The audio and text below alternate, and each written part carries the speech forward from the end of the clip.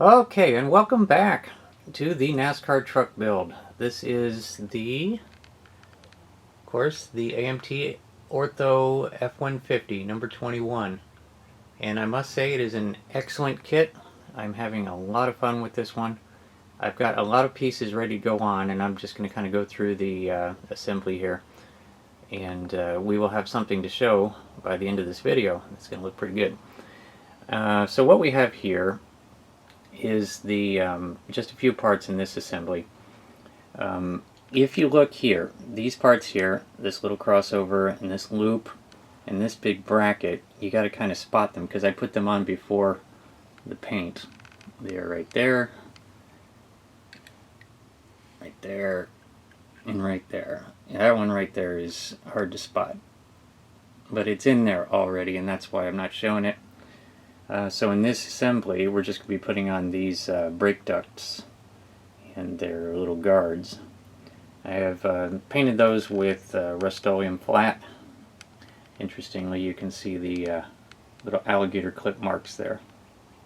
And just enough showing to make the glue set. And then these guards are painted with the high temperature silver, also Rust-Oleum. So anyway, a lot of stuff to do here, so let's get those parts on there and we'll see you in the next scene. Okay, there it is. On there solid as a rock. And we'll just see how that mounts up to the body when that's on there. Pretty basic. I think the next step will be a bit more exciting, so let's move on to that one. Okay, moving on. Getting a little more exciting here. Start up here. If you remember this assembly, the way that had to go together, made that look as good as I could. That is over here. I'm loving the contrast between black and white. And yeah, the instructions said to make that little cover plate white. So we've got that contrast, and I like the way that came out. Otherwise, we just have the all the parts ready to put on here. All the parts you see there are all down here, according to the way the instructions said to paint them. So if you're wondering why I painted them that way, it's because they forced me. The most difficult here was these springs, because as you know, lots of times these were in two halves, and they run the seam right down the spring.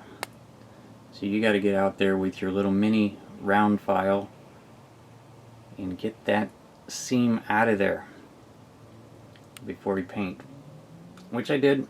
And so just a regular work on the brakes there, and we are ready to put all these parts on. So next scene should be all of them put on right here. And by the way, the gas tank, nowhere on the instructions does it say to paint the gas tank or to paint those bands, and these instructions are very particular about this, that, and the other, and they never mention anything. So if you guys can give me some information on what I should do here, is the gas tank actually stay white? Do I paint those bands? What do I do? Otherwise it's just going to kind of look like that, especially at least in this video. Anyway, let's get all these parts on there.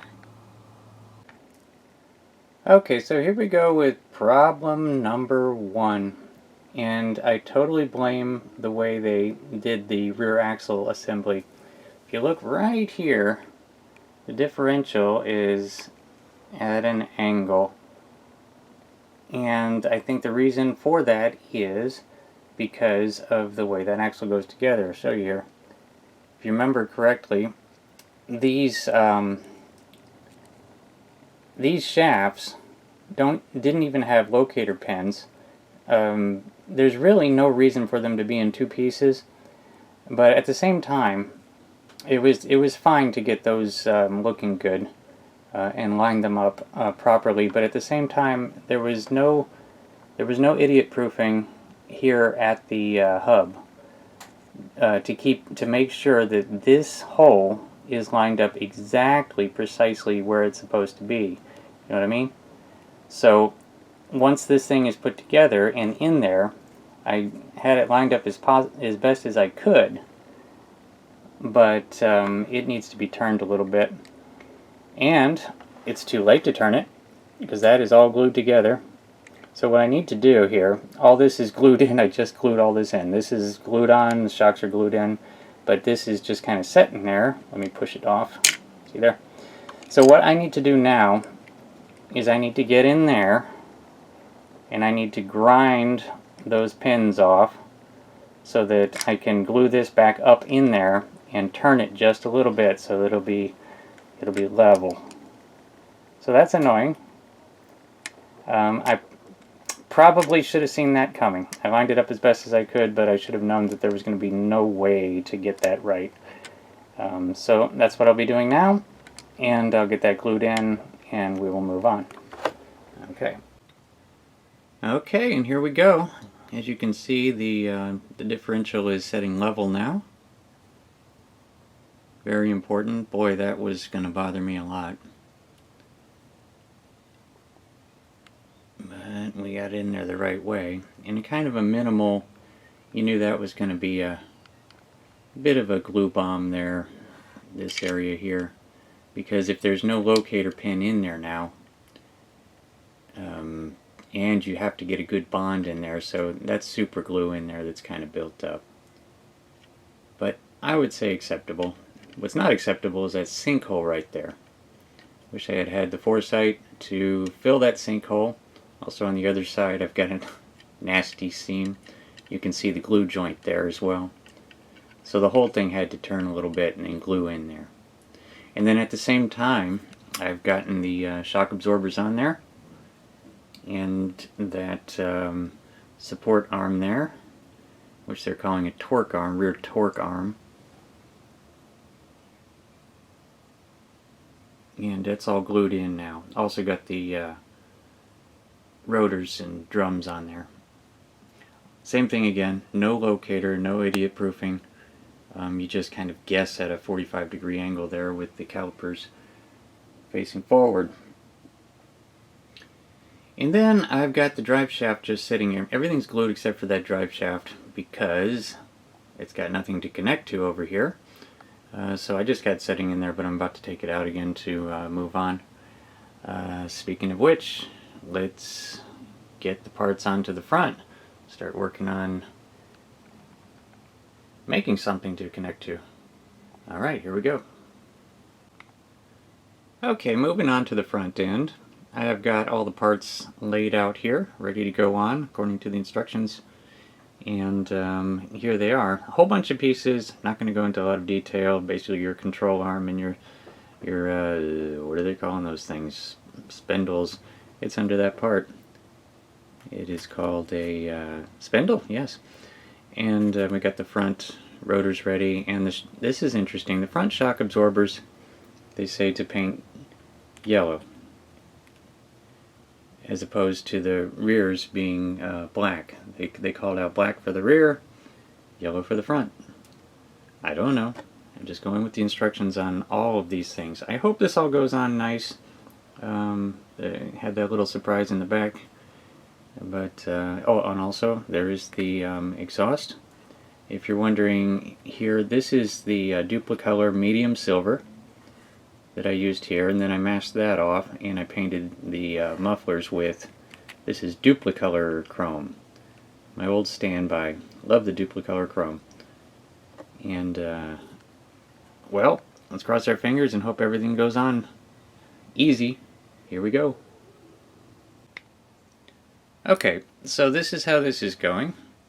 Ironically, I think I had said in the previous scene that I hope this goes well. I should not have said that. Anyway, so what's happening here? We got some pieces that didn't fit very well. We got these spindles here. The little pins on the top and bottom weren't the same size as the holes, and no, I didn't have them in upside down or on the wrong sides or anything like that. all of the holes were too small and all the pins were too big. And so I elected to make the pins smaller just by scraping up and down the sides of them, and got them in. Now there's a curiosity here. Now nowhere on the box did it say it had a steerable front end, and nowhere on the instructions are they saying to like leave the glue off of there for these spindles. But I'm looking at that and I'm seeing, you know, it looks to me like we can make them turn. And so I did that. Now we have an absence of any type of linkage. There's no link between the two. I don't know how it's set up on NASCAR, but there's no little arm on the side of the spindle to hook up any kind of tie rods or anything. So if you do this, what you will do, I mean, they do turn. I'll show that in a moment. But they're not linked to each other, so they turn independently. So if you're going to pose it, you got to remember, you pose one side, go over and pose the other side too. And so that's what I need to do. Now moving on to those rotors. The rotors, it's down here it's over there. Okay, so problem number one, the inside of the hub there was not as big as the spindle there. And so I elected to Dremel this out. And it was way off. I mean, it was way off to the point where I was starting to question whether or not I had the front discs on the back and back on the front. But you can't really mess it up because the backs don't have keyways. If you're wondering what a keyway is, that's that little notch right there. And then in the spindle itself there'll be a key. It's on the other side. Let me turn this over.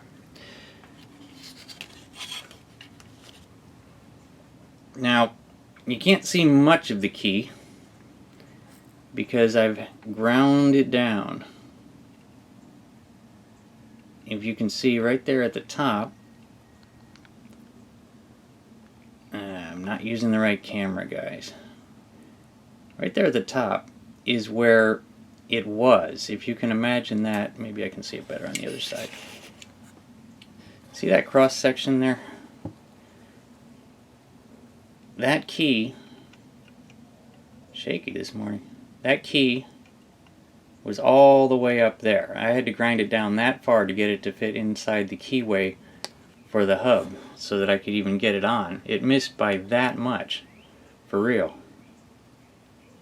But, you know, thank God for Dremels, because I was able to bore the hub out and grind down the key to get these things to fit. And so now I can get them on there, albeit a little bit rough.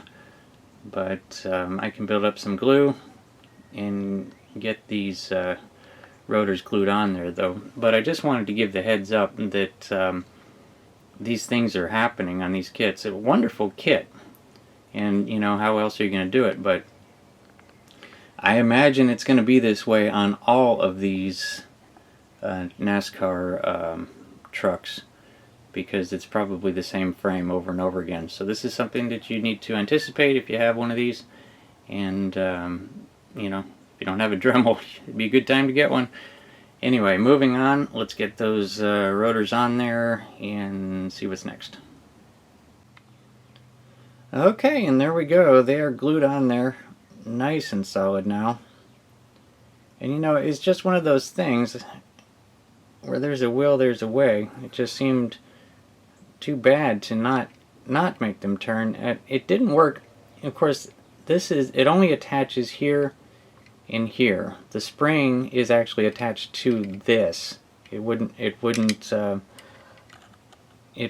exactly the right size to glue to the top and bottom, so it's only glued to the top. So that is not a support point. So it is just being supported by this joint and this joint, and that's holding the spindle on there. but it seemed like it was good enough. I may regret this. This may break off occasionally. I don't know. But it seems really solid. That Bob Smith Industry glue is super strong. And so it's got that spindle on there real good. And I think this is going to work. Of course, like I was saying, so these, yeah, let me show you. So these turn, where am I? See that? So now you can turn them, but with no linkage. They are independent of each other. And I made them stiff on purpose so they wouldn't be flopping around all over the place. So when I was making the little pins on the spindles the right size, I stopped just short of them being loose in there, so that they would, you know, be kind of posable, fixable positions. But so when you turn one, you're going to have to turn the other, you know, to make that look good. Or you could actually simulate NASCAR crash this way, something like that. Like you know, this one's still straight, but this one hit another car, and so you could have a lot of fun. I mean, it's your action playset. You can do anything you want with it. Anyway, so moving on here. The next step, we got to get the drive shaft on there, and we've got to get the exhaust on there. But get them onto what? We forgot to do something way back in step number 2. There's supposed to be an engine there. We forgot the engine. So we got to find an engine. There's got to be an engine around here somewhere. Well, there's one. Well, I can't use that one though. That's being used. Oh, that one's a little too big. Actually, it's way too big. There must be another one around here. Oh, there's one. Okay. Yep, that one's going to work. Let's use the NASCAR engine. Of course, I'm very happy with the way that came out. Now, I built this according to just a whole bunch of pictures I saw on the internet. Probably some things aren't exactly right on it. It's my first NASCAR engine. I don't care. I think I did pretty good. The only major difference from the instructions is that they were saying to paint the headers white, and I just didn't want to, so I didn't. Anyway, I have checked alignments and such, and everything is going to line up good. So there's not a whole lot to worry about there. So we can just put this thing in there. Or at least we could, if I hadn't glued this cross member on there already, because you can't get the engine in now. And I've tried prying it off. I think what I'm going to do is I'm going to try to clip off that pin a little bit, see if that gives me any more room, and get that engine jammed in there. So the next scene, however I need to do it, will be the engine installed. Cross your fingers, guys. Okay, so on to the next misalignment in the kit. So what's happening here is the shift linkage there. You can see it coming through the hole nicely, but in order to do that, you have to have it cocked sideways. You know, if you put the if you remember, I clipped the pin off of that cross member, and that was exactly center. So what I'm saying is, if it was going to be installed with the hole in the pin, it would have been right in the middle, right about there. And if you do that, there is no possible way that the linkage is going to go through. So what do? You either mount the engine kind of sideways like this, so that the linkage goes through, and then that will have your drive shaft kind of offset, which would be somewhat No, that would be unacceptable. So as I'm looking through the instructions, I find out that there's really no reason for this thing to be sticking through here, because the shifter covers that entire square or rectangle, meaning that you're not going to see that. So basically what I'm going to do here is I'm going to take the top part of that and I'm going to just cut it clean off, because the shifter is, I wish I had it out, but the shifter is a square shifter with a boot and a shifter that's going to cover this whole thing, so that doesn't have to be there. So if you're building this kit and you're wondering what on earth to do with this situation, just cut the top of this shift linkage off. It will still look pretty good from underneath. Let me get that together and I'll show you. Actually, you know what? I've decided to do it live. So I'm going to clip this thing. I can't see.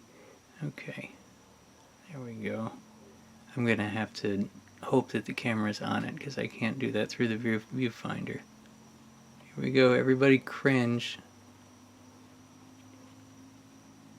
And ta-da! Problem solved.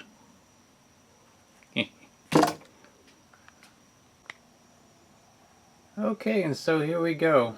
It's all in now. Everything's glued in. And I'm pretty happy with it. Nice that the exhaust actually lined up with the headers. And on the other side here, let me show you what the big problem was. You see there? If I hadn't clipped that off, that's how far that was off. It's supposed to be dead center in that rectangle. Oh, I meant to grab that other part.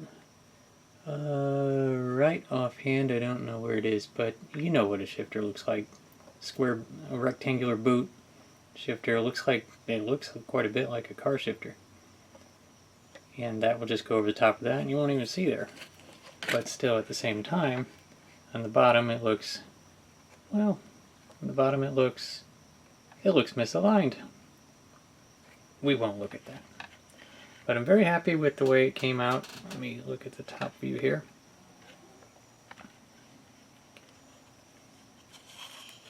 There we go. And it's really starting to look like something. Now, I had hoped to make this this update the actual rolling chassis, but didn't quite get there, so this is just chassis. And I'll show you why. The problem that I ran into. Now over here we have the wheels, and they look pretty good, right? Now if you look really close to them, you might spot the problem. So what it was is I was all set to paint the wheels, and this is actually nice that the sprue, oh, let me get the thing. The sprue is a little bit inset there. If you can see that. See that just below the edge of the rim, so you can paint these on the sprue and then clip them off and it won't affect the edge. It's nice that they did that.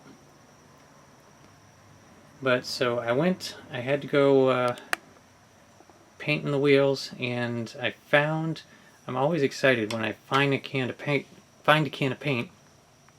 that I'm looking for. So I find this nice can of Rust-Oleum Black, unopened. And I don't remember buying it and everything, and it was just like a blessing. And I paint these wheels, and day after day I'm looking at them and something just doesn't look right. And then I finally realize this is not black paint, this is the walnut. This is the can of paint that I got for the Trans Am back there. And so now I've used some of it and gun shy about using it on the Trans Am, but it gives me a good look at it. It's going to be very, very good paint. I might have to get a fresh can. There's about 2/3 2/3 of it left in the can, and I kind of put a lot of paint on a car when I'm painting. And I just feel better if I have a fresh can, but that is Dark Walnut by Rust-Oleum. I'm tempted to leave these wheels like this. What do you think? Do you think anybody will notice? You think that'll just be our little secret? That the wheels aren't actually black? I think they're going to really show up against the tire. So I'm going to end up having to paint those black.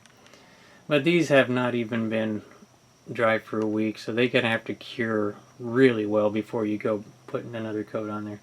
So they have to cure, get the wheels going and the tires and so on. And we'll get the roll frame on there and everything. And so the next update will be the rolling chassis. So, this is all I got for today. I'm loving this build. I'll tell you what, I am, even with all the misalignments and everything, it's exciting. It's an exciting build. It's very unique. And I'm anxious to build another one now that I know what to look for. But yeah, stay tuned. Thanks for watching. Stay tuned for update 2, it'll be update 3. This is update 2. And that one will be the rolling chassis. It'll have seats in it, it'll have a roll bar, it'll roll, probably. And that's where we're at. Okay, y'all have a good one.